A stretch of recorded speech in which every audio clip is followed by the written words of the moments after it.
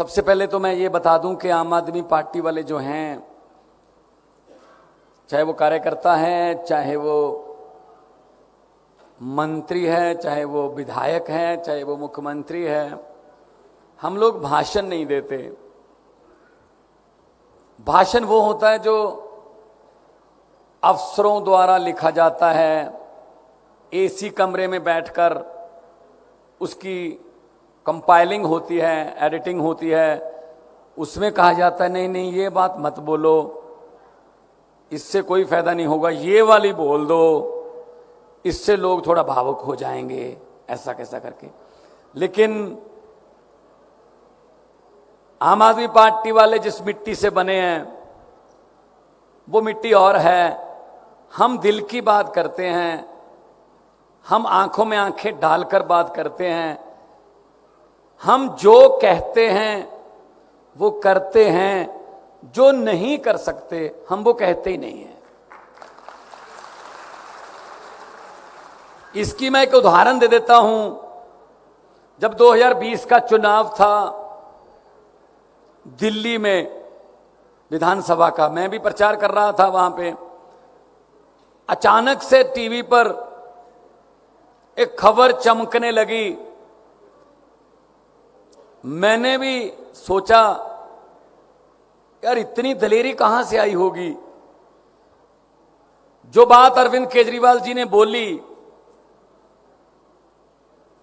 चुनाव से लगभग 1.5 महीना पहले, आमतौर पर चुनाव से 1.5 महीना पहले ये बीजेपी कांग्रेसी आपको बातों की झड़ी लेके आते हैं, जुमले बने जाते हैं, बहुत कुछ आपको सुनाया जाता है, ये कर देंगे वो कर देंगे, एक मौका और दीजिए, ये कर देंगे। लेकिन अरविंद केजरीवाल ने जो बात कही वो दिल को छूने वाली भी थी और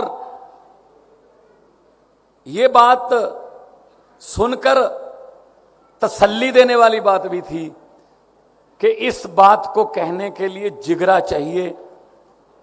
मैंने जब से होश संभाला है, मैंने किसी नेता को इलेक्शन के इतना नजदीक आके इतना बोल्ड, इतना सीधा दिल से बोलते हुए कभी नहीं देखा। जब अरविंद केजरीवाल जी ने कहा दिल्ली के वोटरों को कि अगर मेरे 2015 से लेकर 2020 तक के काम अच्छे लगे तो मुझे वोट देना, वरना मुझे वोट मत देना। ये बात कह देंगे ये नेता? बीजेपी में हिम्मत है? कांग्रेस में हिम्मत है ये कहने की कि हमारे काम देखो? चलो कांग्रेस ने तो काम बेचारी ने किए नहीं, कोई उनका तो आप ही काम तमाम हो गया। तो बीजेपी वाले कह सकते हैं हिमाचल में कि हमारे 4.25 साल के काम देख लो, वोट दे देना, वरना नहीं। नहीं कह सकते। वो तो जुमले बन रहे हैं। अभी जुमलों की फैक्ट्रियां चल गई हैं, इस वक्त जुमलों पे काम चल रहा है। कौन से जुमले बनाएं जिससे लोग भावुक हों, उत्तेजित हों। पिछली बार वो जो जुमला बनाया था इन्होंने, उसकी सबसे ज्यादा पीड़ित महिलाएं थी। 15-15 लाख हर खाते में आएगा, आ गया? आया नहीं? हमारे भी नहीं आया। अब इस पीड़ित कैसे? हमारी माओं को, बहनों को एक अच्छी आदत होती है, बहुत अच्छी आदत होती है कि वो थोड़ा, क्योंकि घर उन्होंने चलाना होता है, कबीलदारी का उनको पता होता है, वो थोड़ा पति को बताए बिना कुछ पैसे रख लेती हैं कहीं इमरजेंसी में, बच्चे की फीस, कोई बीमार हो जाए अलग से रख लेती हैं पति को बिना बताए। उनको लगता है कि ये कहीं उड़ा ना दे, कहीं दोस्तों के साथ मौज मस्ती में ना उड़ा दे। अब मोदी जी ने आधी रात को नोटबंदी कर दी। अब सबसे ज्यादा बुरी स्थिति में महिलाएं फंसी। अगर बताती हैं तो भी पंगा, वो पति लड़ाई करेगा, कहां से आए पैसे। नहीं बताती हैं तो भी पंगा, वो कागज बन जाएंगे। बैंक में खुद जा नहीं सकती। ये बात मैंने पंजाब में किसी जनसभा में बोल दी तो मैं गाड़ी में बैठने लगा, एक दो माएं और बहनें आई और मेरा सर पलोस के बोली, बेटा जीते रहो, जो बात आज आपने बोली थी पैसे वाली वो बिल्कुल सच्ची है, अपने मायके से बदलवा के लेके आई हैं। अब देखो ना, मैं झूठ तो नहीं बोल रहा ना, क्योंकि महिला को पता है चूल्हा कैसे चलेगा। महंगाई की सबसे बुरी मार कौन झेलती है? महिला। आपको पता है ना रसोई कैसे चलेगी, आपको पता है ना सिलेंडर कितने का है, आपको पता है ना नमक मिर्च की कीमत क्या है, क्योंकि आपने चूल्हा चलाना है। लेकिन उधर से तो ऑर्डर ही आने हैं सरकारों की तरफ से, आज के बाद सिलेंडर इतना महंगा, आज के बाद दही पर लगेगा जीएसटी, आज के बाद घी पर, लस्सी पर। अब सिर्फ सांस लेना ही बच गया है कि सांस पर जीएसटी ना लगा दें कि अगर सांस लोगे तो इतने। हिमाचल में सांस लोगे क्योंकि ऑक्सीजन ज्यादा है, इसलिए हिमाचल को कम सांस दिए जाते हैं। कोटा ना बना दें कहीं सांसों का, ये बना सकते हैं, कुछ भी कर सकते हैं भाई। और लोकतंत्र का गला ऐसा दबा रखा है, बोलने की हिम्मत नहीं कर सकता कोई। ये तो आम आदमी पार्टी है जो इनको थोड़ा बोलती है, वरना ईडी आती है, सीबीआई आती है। मनीष सिसोदिया जी के घर पे ईडी आ गई, पूरा दिन 14 घंटे घर चप्पा चप्पा छान दिया, कुछ नहीं मिला। और उसके बाद कल लॉकर देखने आ गए, कुछ नहीं मिला। भाई अगर देश के लिए काम करना है, अगर आम आदमी पार्टी में इतने बड़े पद पर काम करना है, अगर गरीब बच्चों की जिंदगी बदलने का तहैया कर रखा है, अगर महिलाओं को बसों में मुफ्त सफर देना है, अगर आंगनवाड़ी आशा वर्करों को उनके जीवन स्तर को ऊंचा उठाना है, तो लॉकरों में कुछ नहीं मिलेगा जी। लॉकरों में नहीं जाता, फिर वो आपके पास ही आता है। ये फर्क है बस।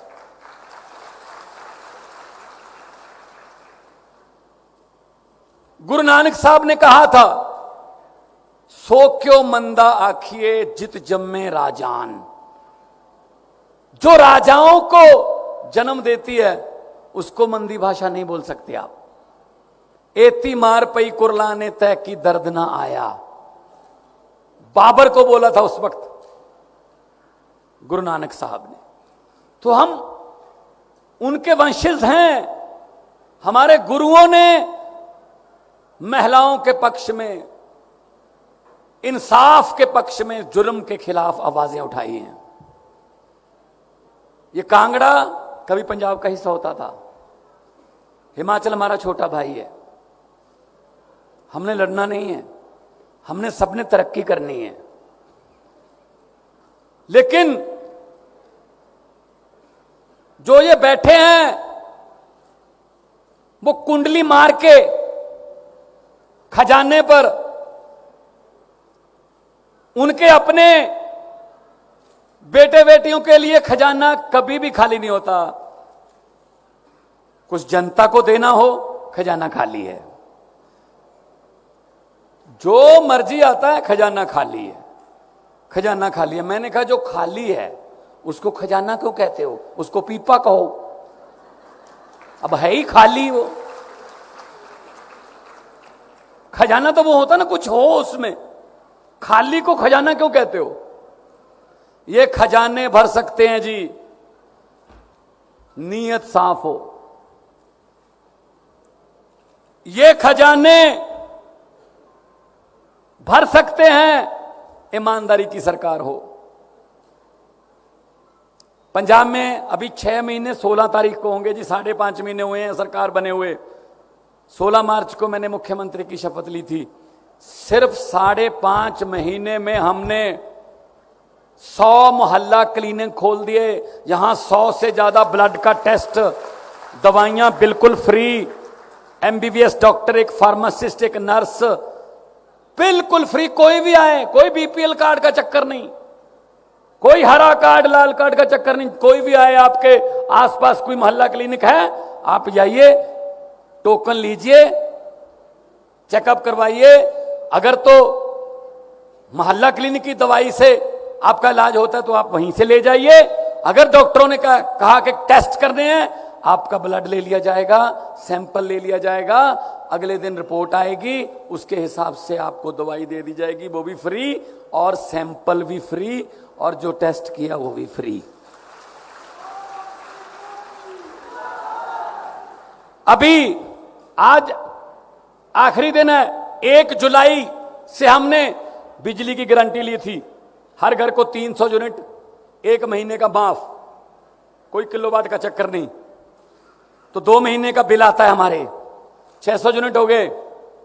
अभी आज के बाद बिल बन आ जाएंगे, 2-4 दिन में बिल आएंगे पंजाब में बिजली के। भाई साहब कितने आए, लोगों को फायदा होगा।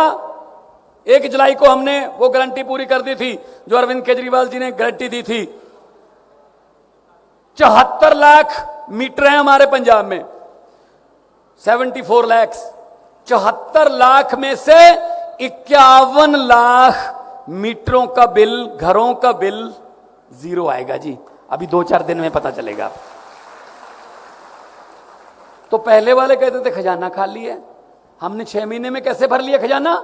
हमने भ्रष्टाचारियों पर नकेल कस दी, हमने करप्शन बंद कर दी, हेल्पलाइन दे दी, एक नंबर जारी कर दिया। कोई भी आपसे अफसर, कोई तहसील में, कोई बाबू, कोई थाने में पुलिस वाला पैसे मांगता है, मना मत करना, जेब में हाथ डालना, मोबाइल निकाल लेना, वीडियो बना के हमें इस नंबर पे भेज देना, बाकी काम हमारा।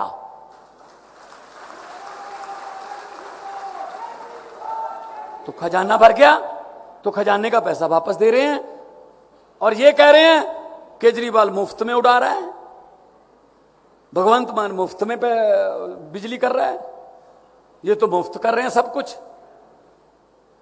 भाई टैक्स का पैसा है, आपका टैक्स है, सरकार के पास आता है, सरकार आपको वापस देती है, स्कूल बनाकर अच्छे, बिजली फ्री करके, सड़कें बनाकर, और इंफ्रास्ट्रक्चर, इंडस्ट्री को बुलाकर, आप महिलाओं के बस सफर वगैरह मुफ्त करके, महिलाओं के लिए और योजनाएं चलाकर, आंगनवाड़ी और आशा वर्कर्स को उनका वेतन बढ़ाकर। तो पैसा किसका है? आपका है। टैक्स देते हैं आप। कई बार शायद आपको लगता होगा, मैं खास तौर पे महिलाओं को ये बात कहनी चाहता हूं, मेरी बहनों को, कई बार आपको लगता है हम तो टैक्स देते ही नहीं। ये जो लूट रहे हैं ना बैंकों को, कोई लंदन भाग गया, कोई इतना, ये बैंकों को लूट के भाग गया, हमें नहीं लूटा इसने। अरे भाई आप थोड़ा सा नीचे तो आओ, हम ही लूट रहे हैं।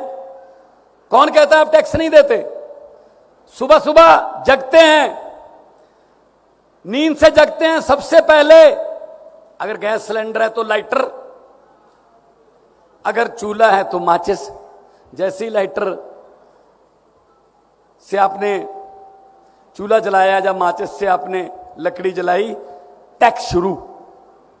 गैस पे टैक्स है, माचिस लेने जाओगे टैक्स है, उसमें चाय बना रहे हो, पत्ती डालोगे टैक्स है, उसमें चीनी डालोगे टैक्स है, उसमें दूध डालोगे टैक्स है, उसके बाद टीवी चलाओगे टैक्स है, मोटरसाइकिल स्टार्ट करोगे टैक्स है पेट्रोल पे, ऑफिस जाके घर फोन कर दोगे कि मैं ठीक पहुंच गया, मोबाइल से फोन करोगे टैक्स है, घर आ गए, खाना पीना खाया, और उसके बाद रात को सोते हुए थोड़ा सुख की सांस ली, चलो लाइट बंद कर दो, अब टैक्स नहीं है। नो नो नो नो, आप गलतफहमी हो, ऊपर पंखा चल रहा है जी, टैक्स है। अगर सर्दी है तो हीटर चल रहा है, टैक्स है। हम तो सोते हुए भी टैक्स दे रहे हैं। कौन कहता हम टैक्स नहीं देते? हमारे से ज्यादा कौन देशभक्त हो सकता है जो टैक्स देते हैं फिर भी सरकार की जबरदस्तियां बर्दाश्त करते हैं, और सरकार अपने मित्रों के करोड़ों के लोन माफ कर देती है। तो इन बातों को ध्यान में रखना है कि हमने, देखो मैं तो ये कहता हूं, आप लोग राजनीतिक रैलियों में बहुत कम आती हो। आज तो स्पेशली आपके लिए प्रोग्राम रखा हुआ है आगे, लेकिन जाया करो, सुनो सबकी, करो मन की। उनकी रैलियों में भी जाना, जाया करो, बाहर निकलो। अगर आपके बिना घर नहीं चल सकते तो आपके बिना देश भी नहीं चल सकता।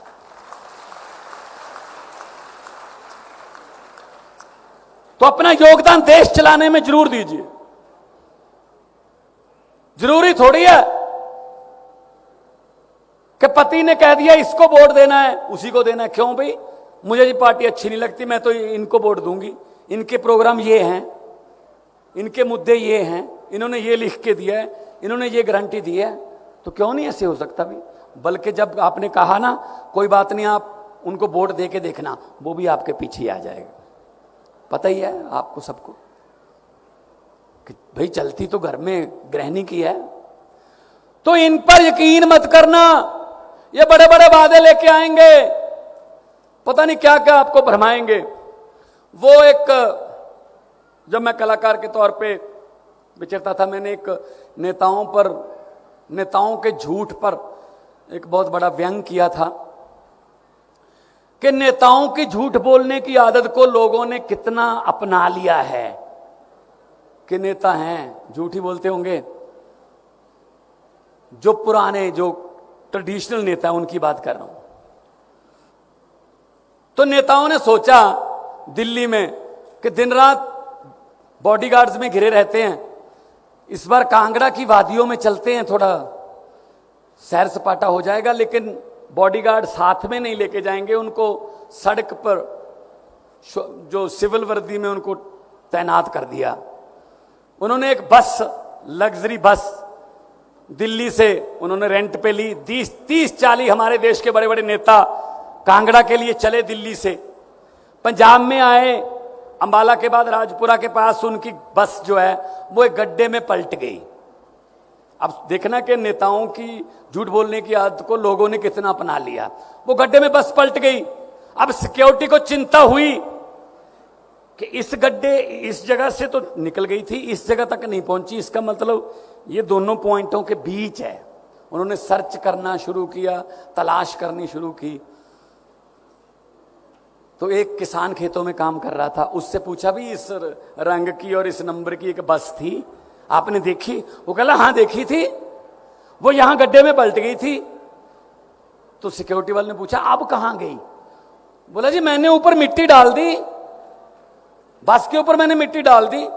तो सिक्योरिटी वाले ने पूछा जी इसका मतलब उसमें सभी जो सवार नेता थे वो मर गए थे? कहता नहीं, सभी नहीं मरे थे, अभी 20-25 चिल्ला रहे थे जोर जोर से कि हम अभी जिंदा हैं, हमें बाहर निकालो। मैंने सोचा नेता हैं, झूठ ही बोल रहे होंगे, मिट्टी डालो। ये हालत है, ये मानने को तैयार नहीं है कि ये जिंदा हैं, बोल रहे हैं। वो कह रहे नहीं झूठ बोल रहे होंगे, ये बोल रहे होंगे। तो ये बदलना है, ये बदलाव लाना है। ये आम आदमी पार्टी कर सकती है, जो आम लोगों के घरों तक टिकट भी पहुंचाती है, आम लोगों के चूल्हों की आग की चिंता भी करती है। पंजाब की एग्जांपल देता हूं।